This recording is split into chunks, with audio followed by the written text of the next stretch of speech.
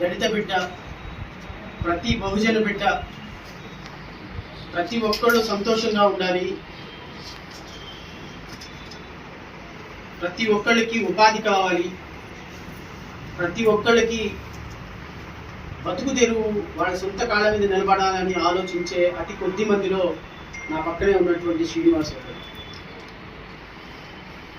నిజంగా ఒక తమ్ముడిగా ఈ రాష్ట్రంలో అణగారిన వర్గాల జాతిలో పుట్టినటువంటి బిడ్డగా నేనైతే గర్విస్తున్నా.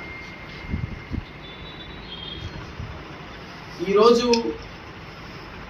దగాపడ్డ దళిత బిడ్డల్లో ఒక బిడ్డ మా తమ్ముడు. సరే, నేను వివరాల్లోకి వెళ్ళను, అది రాష్ట్ర ప్రజలందరికీ కూడా తెలుసు. సో కోర్టు పరిధిలో ఉంది కాబట్టి నేను కానీ శ్రీనివాస్ కానీ దాని గురించి మాట్లాడు. కానీ నేను మీ ద్వారా రాష్ట్ర ప్రజలందరికీ తెలియపరిచేది ఏంటి అంటే, రాజకీయాలు అనేవి చాలా ఫ్రీగా, ఫెయిర్గా, ట్రాన్స్పరెంట్గా ప్రజల వద్దకు వెళ్ళి ఆ రాజకీయాలని చేయాల్సిన పరిస్థితుల్లో కుట్రలతోటి, కుతంత్రాలతోటి రాజకీయాలు చేసే